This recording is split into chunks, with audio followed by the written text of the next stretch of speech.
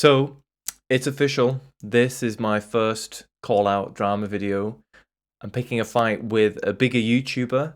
I am picking a fight with David Bennett Piano, which, by the way, is the weirdest double-barrel surname I've ever heard. So, in a video from last year, David talks about one-chord songs, and he makes it sound as though songs with only one chord throughout their entire duration are able to, or have to, or usually, I guess. He doesn't make it entirely clear. They end up doing something more interesting with their melody or rhythm or dynamics to make up for their lack of harmonic sophistication. He says, and if you just sideline harmony every now and then, it can create so much more space for the other elements of music, like melody, rhythm, texture, and tone. He also says, specifically regarding the Pink song Get the Party Started, this means all of the variation and movement in the song has to come from changes in the dynamic and melody instead. But something about all this doesn't quite ring true to me. I don't think this is quite right. I think that actually music that is simple or unvaried in one way, here it's harmony, is more likely to be simple or unvaried in another way. Or maybe we should phrase it the other way around. Music that's complex in one way, say in harmony or melody or rhythm, is more likely to be complex in other ways too. That is to say then that the vast majority of one-chord songs do not in fact make up for it in other ways. So look, we'd actually have to do a large cross-genre survey of songs to confirm this completely, but I can certainly say that most of the one-chord songs that I know aren't just harmonically static. They're actually almost invariably rhythmically homogeneous, thematically straightforward, melodically simple, actually melodically very, very simple, dynamically straightforward, and they all have pretty simple arrangements. At the very least, they are as simple and more often more so across all of the elements compared to songs with like full-blown chord progressions. Looking at all of the examples that David points to, they all confirm this. Get the Party Started by Pink, Music by Madonna, Chain of Fools by Aretha Franklin, Within You Without You by the Beatles, Run Through the Jungle by Creedence Clearwater Revival, Coconut by Harry Nilsson, and a few others. All of the songs he talks about are actually melodically as simple as they are harmonically. None of them are particularly dynamic, with the exception of Coconut, and none of them are particularly rhythmically sophisticated either, really. So if the harmonic simplicity leaves more room for the other elements, as David says, that room is very rarely actually used. To be honest, I'm not really sure what it means to leave more room for other elements. I know it's obviously not meant literally, but it's not really clear why simplicity in one element would leave room for other elements. It's not as if there's a limited amount of room in music for complexity. In fact, I would argue that most of the time, melodic complexity at the very least tends to require some level of harmonic complexity. Simple harmonies will struggle to support more complex melodies the vast majority of the time. Quite often then, more complexity in one element actually creates more room for complexity in another. David also talks about funk specifically, saying that funk has a focus on rhythm and groove, meaning that the harmony, the chords, are often taking a back seat. They're often just providing a foundation for the other ideas above. So it's not actually that unusual for a funk song to only use one chord throughout its entire duration. I think some of that is kind of correct, but even here, I do think he's wrong. I think it is actually unusual for a funk song to only use one chord. He mentions Aretha Franklin's Chain of Fools, that is just one chord. And just off the top of my head, I can think of a couple more, like some of James Brown's hits. But I'd say that the vast majority of funk songs use at least a few chords, and some, say Stevie Wonder's, are actually quite harmonically complex. The harmony does, I guess, take something of a backseat in a lot of funk. Fair enough. But just because the rhythm is usually more important, that doesn't mean that it's actually doing anything particularly sophisticated by itself either.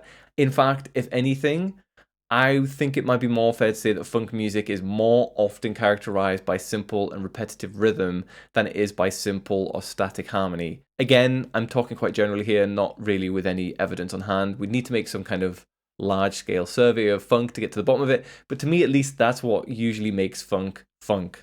Repetitive, funky rhythms rather than a really static harmony. Right, okay, so I think David is wrong, you get that point, but what do I actually think is going on with one-chord songs? Well, I think with one-chord songs, the point is the one thing that David seems to want to avoid saying. Simplicity is the point. And when I say simplicity is the point, I don't mean simplicity in harmony in order to leave more room for other elements, which is what David says, I mean simplicity in every sense is the point. After all, why not? David seems to suggest that simplicity on one axis is only valuable insofar as it leaves more room, right? But what if sometimes simplicity itself is worth pursuing? It's actually kind of obvious framed this way, isn't it? I mean, even the biggest fan of complex jazz fusion or the most ardent prog metal zealot understands that simplicity for the sake of simplicity is at least occasionally worthwhile. When it comes to, say, cooking, even a Michelin star chef understands that you can at least occasionally just let good ingredients speak for themselves in a pretty straightforward and simple manner. So let's look at this all a bit closer. Why might we want to play a one-chord song? I'm not going to pretend that I'm being comprehensive here at all, but I'm going to cover 3 admittedly broad overlapping areas. So firstly, there's genre appropriateness, which David does touch on a bit. There's also commercial context, which is often the same as genre appropriateness, but not exactly. And then there's what we might call conceptual, thematic, or I don't know, effectual unity, which is a bit of a mouthful, but I couldn't think of a better way of saying exactly what I mean.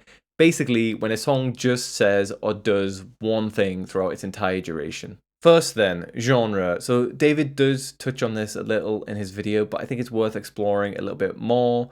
Different genres or musical traditions have different ways of approaching static harmony, or different reasons for just using one chord. As far as I can see, within Western popular music, one chord songs almost invariably come from just 2 different traditions. There's blues and its descendant genres, you know, funk, soul, certain types of rock and roll, and then there's stuff which is influenced by a raga or Indian classical tradition. And it's usually pretty easy to see within which tradition each example fits. Everything from Aretha Franklin's Chain of Fools to Political World by Bob Dylan. We live in a political world. Courage is a thing of the past. To Harry Nilsson's Coconut.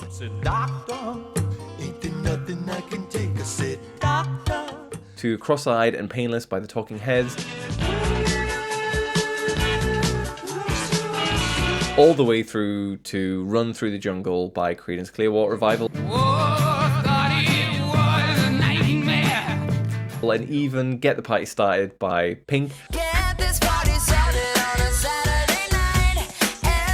music by Madonna and Kylie Slow.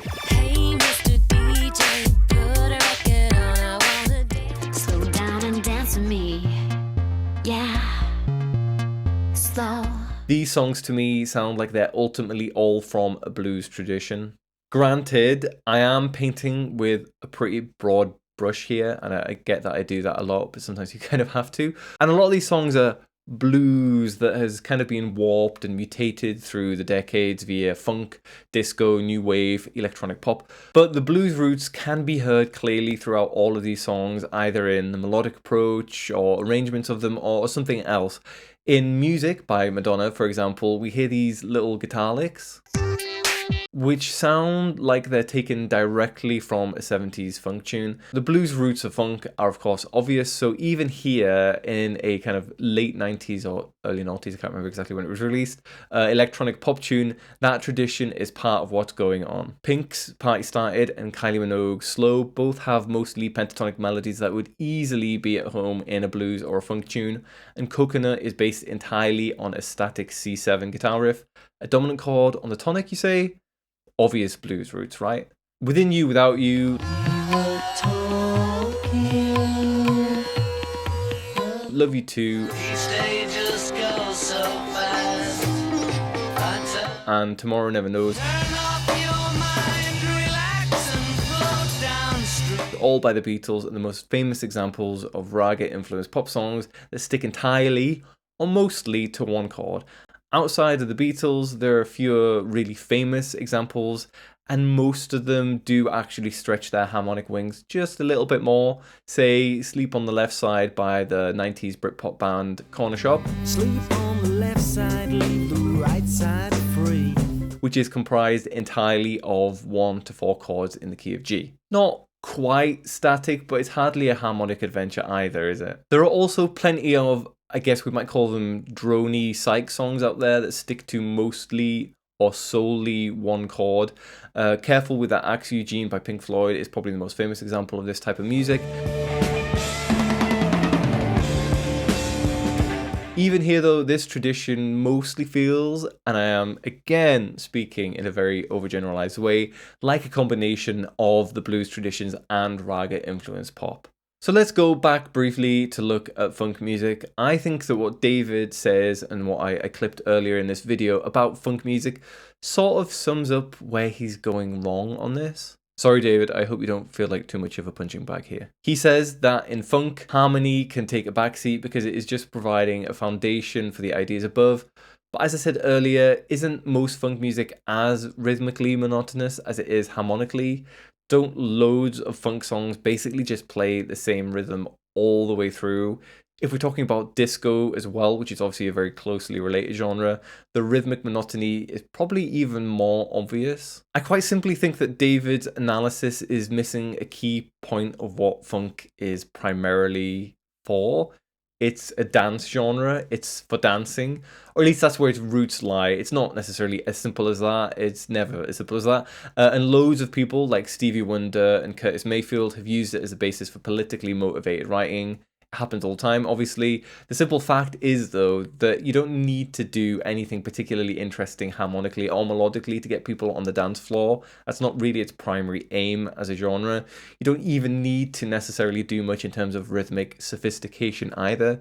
You just need to write a song with a compelling rhythm, well performed, with energetic feeling and lyrics that people can identify with. Dancing is clearly very important to a huge chunk of these one-chord songs. So important that a lot of them literally mention dancing either in the lyrics or in the titles. Come on and dance with me, yeah. Everybody's dancing and they're dancing for me. I wanna dance with my baby. I even think that the dancing element is important for understanding the droning, psych-style one-chord songs. It's a very different type of dance that we're talking about, involving a very different type of psychoactive chemicals, but it's still an important part of how the songs work. This isn't to say that it's all about dance, or even when it's partly about dancing, that the static harmony can just be reduced to that. We can't just pin it on it and say, that's why there's only one chord. There's more going on, of course, and we'll get to that later. But dancing is clearly a big part of it, right? Now, I'm no expert at all on Indian classical music, so I can't say all that much on the history of those traditions, but I do know that dance is definitely a part of them still, and this dancing element isn't irrelevant to the Beatles' raga dabbling, even though the music feels quite, I don't know, philosophical or spiritual or otherworldly in a sense. All of their Indian influenced tunes are, I don't know, we might call it rhythmically spirited, with either lively tabla playing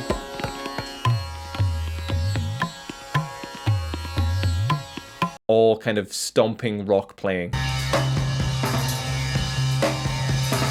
These songs are also more than a little bit psychedelic too, so let's not forget that. But I think actually more than anything, these songs were written with just one chord, simply because the Beatles, particularly George Harrison, wanted to work within that particular generic tradition. Knowing that that was how it was done, they simply wrote music appropriate to that style with their own Western pop angle. And that's why they stuck to one chord. I think that this, to some degree, is large part of the reason why, say, Mannish Boy by Muddy Waters is just on one chord. That means Mannish Boy.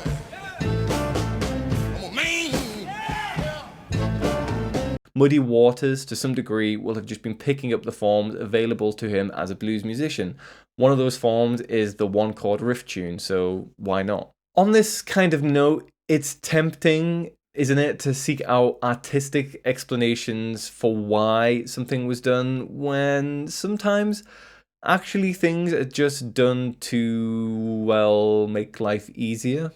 Plenty of one-chord songs are one-chord songs, not because there's some sophisticated artistic purpose, not because the writer wanted to leave room for other elements, but because writing a one-chord song is easy to an extent. Sometimes you can get away with just writing a one-chord song. It is easy to lose sight of this point, and it happens across all kinds of media analysis and review, but all art is created within specific commercial or cultural contexts, and so is, to some degree, placed under certain constraints particular to that context. It was as true for Shakespeare as it was for the Spice Girls, as true of Beethoven as it is for Jodi Picoult and her trashy novels. Sometimes you just need to get something written because you have bills to pay, or maybe you just want more money. Let's remember then that on some level, all art is a commercial activity. It may feel, I don't know, inauthentic to acknowledge, but you can't really avoid it. All music is to some degree written for audiences, and some music for pretty much no reason other than that whatsoever. Let's not explain away this context by pretending there's always a purely artistic or aesthetic justification for every choice in music composition or songwriting. I'm not saying, though, to be clear, I'm not saying at all that these one-chord songs are written this way solely to cut corners, because there are clearly good reasons to sometimes just use one chord, as I've already talked a little bit about. I also think it's highly unlikely that most people are going to write a one-chord song without being aware of what they've done, which makes me feel that on some level it's always going to be something of a conscious choice. Maybe sometimes something of a self-imposed challenge. You know, can I write a hit that only has one song? It's a bit of a flex. I know that that's what Supertramp were trying to do with their song Cannonball. I know just what I heard. But my point is that we don't need to act as though every choice made in songwriting is amazing, or that every song ever written is great. Most songs aren't written to be great. So when I look at some of these one-chord songs, I personally feel that some are obviously better than others. Now, you might disagree with my personal opinion, but for me, Pink song, Get the Party Started, I find that a bit annoying, to be quite honest. Possibly a controversial opinion, but I don't like the Beatles tune, Within You, Without You. Whether it is an authentic artistic statement or whatever, I personally just think it's boring. I do like Tomorrow Never Knows and Love You Too, though, so it's not as if I'm just against the Beatles and their raga influenced tunes. For me, it's just Within You, Without You. It's just not appealing to me whatsoever. But then we have Harry Nilsson's Coconut, which I love. I think it's a great tune. Brilliant. For the most part, though, I probably would say that I feel like one-chord songs are missing something. And back to challenging David's video a bit, I don't think that would be the case if one-chord songs did actually tend to expand on rhythmic, melodic, or whatever complexity a bit more. As it stands, one-chord songs don't do that. They're almost always as straightforward in every other way as songs with chord progressions, if not more so. What they can do well, though, is on my final point, and that is singularity of impact or concept. AKA, they do just one thing. So, firstly, let's take a second here to distinguish a little bit between the reasons why someone would do something compositionally and what effect it has. As I've just said, a song could be written with just one chord out of, I don't know, maybe laziness or responding to commercial realities of just being a musician, maybe as an experiment in genre, as a challenge, whatever. But either way, that doesn't tell us what the end result has to be. The end result of someone writing a one-chord song out of laziness, for example, that doesn't mean the end result has to be you sat there thinking, oh, this person was lazy, or, well, I can tell they were cutting corners on this one. Obviously, any piece of art could be a cynical attempt at cashing in on one extreme, and you could still love it. I'm sure I still love tons of music that is actually exactly that. Or another piece on the other extreme could be trying to be earth-shatteringly innovative and brilliant and fall completely flat. So it's not all that valuable to get too caught up in the intentions, whether noble or cynical, behind a song. So this is where this final point comes in. Whatever the motivation behind using just one chord in a song is, the impact it has, which is the important bit after all, the impact it has is one of conceptual or effectual unity. I talked about this a little bit before in terms of genre, and this idea is linked with it. One chord songs only have one chord, quite often because they only have one idea, or better yet, they're only really doing one thing. Simple, right? As I said earlier, most one chord songs tend to be as rhythmically, dynamically, everythingly uniform as they are harmonically, and the impact that any sort of uniformity has is a feeling of, could be circularity, simplicity, sometimes monotony, insistence, maybe. I can only think of so many ways to describe what is fundamentally kind of the same idea either which way, right? So, take Pink's Get the Party Started. That has one idea that it wants to hammer into your skull repeatedly over the course of its 3-minute runtime. In my opinion, it gets pretty annoying pretty quickly, but that's how it works. Repeat the same thing over and over until you get the point. So when David says of this song that all the variation and movement in the song has to come from changes in the dynamics and the melody instead, I think what dynamic changes, what melodic changes? I mean, there is some melodic variation, but it's very slight from the verses to the chorus, and there's virtually no dynamic changes whatsoever. But for the people who love the song, the lack of dynamism or the lack of melodic variation isn't a problem, and I'm pretty sure it's actually part of the appeal. It's kind of punky dance pop. Simplicity is part of, or all of, its charm. Run Through the Jungle is similarly lacking in melodic and dynamic variation. Rhythmically too, it's pretty much the same story, just a simple bluesy groove all the way through. I personally much prefer this over Pink's song, partly because I feel like the monotony has more of a point. Listening to it, you can feel the oppressive Vietnam jungle, the heat, the danger, the fear, the mosquitoes, the humidity, the fact that you've been drafted into a war on the other side of the world by a government that doesn't really care about you. Better run through the jungle. Better run through. And then very differently, we have Coconut, which, well, it's a joke song, right? But the joke only becomes a joke through repetition, and there's a lot of repetition in this song. Sure, unlike most of the others, this is actually a very dynamic song, but there's still a lot of monotony to it. There's a definite sense of circularity, which again is the point. This song works better for me personally than so many one-chord songs. I think partly because, as I said, the joke requires that repetition, that monotony, that circularity, so it's all working towards an end. But also because that aforementioned dynamism makes the circularity much more interesting and dynamic, and Harry is doing a fair bit with these interested, syncopated, multi-tracked layers of vocals, which I think is just really cool.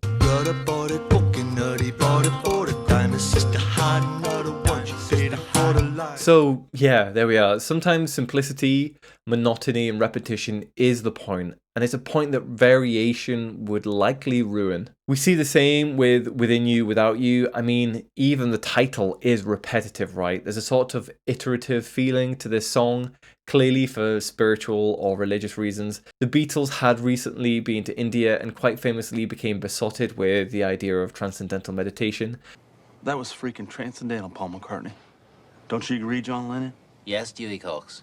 With meditation, there's no limit to what we can imagine.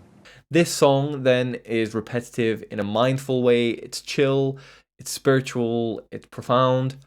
Or at least that's what I would say if I like the song, but I don't. But I do get, and this is the point, I do get why people would like it. And then let's just zoom right forwards in time to WAP. Great record. Great record. David calls this something of a zero chord song, and yep, that's hard to disagree with. Here, there's no real reason for harmonic movement or direction, because the song isn't really going anywhere on any front. Here, there's no real reason for harmonic movement or direction, because the song isn't really going anywhere on any front. All the way through the song, it's all pretty much just about one specific thing. Wet ass P word. In fact, WAP is a great example of a one and no chord song because it kind of does everything I've been talking about. Its static harmony is obviously genre appropriate, so to some degree I'm sure Cardi B is simply working to a form, and there's nothing wrong with that. It's also quite clearly at least a bit for dancing the tune as a whole, so why get overly fancy with it harmonically when that might just ruin the vibe? And I think it's also fair to say that it's simply easier to write this sort of song without a chord progression. It doesn't need one, so why bother? There are other things to spend time and effort on, things that will actually benefit the artistic and commercial success of the tune, rather than working on a chord progression which even if you spend not much time on it, you're still spending a little bit of time on it. So look, I don't think that I've covered every single reason someone would write a one-chord song, nor do I think I've completely explored the impact of static harmony. Hopefully though, this is at least a decent starting point or a decent overview. I mean, come on, give me a break, it's just a short video, you know? And just to be clear, I don't think David's video is completely wrong. You certainly can choose to write a one-chord song in order to encourage or force you to explore other things such as dynamics or rhythm or whatever. People do it in poetry, people do it in writing or painting, you know, picking just one color or a very specific form of poetry with only one line or something like that. Heck, I don't doubt that for a lot of songs or a lot of the songs that I've talked about, that's precisely what may have happened. But most one-chord songs aren't just harmonically simple. They're usually simple in every other way as well.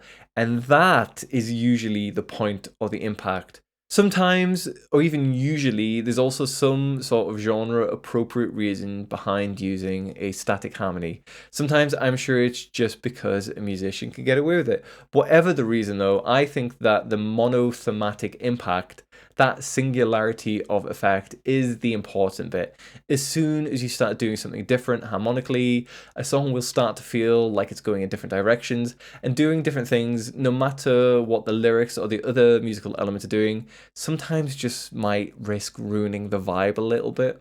Sometimes the point of harmonic simplicity is to be simple. And I know I say this a lot at the end of my videos, but I do feel that is actually kind of obvious. Like, simplicity is just the point, and that's okay.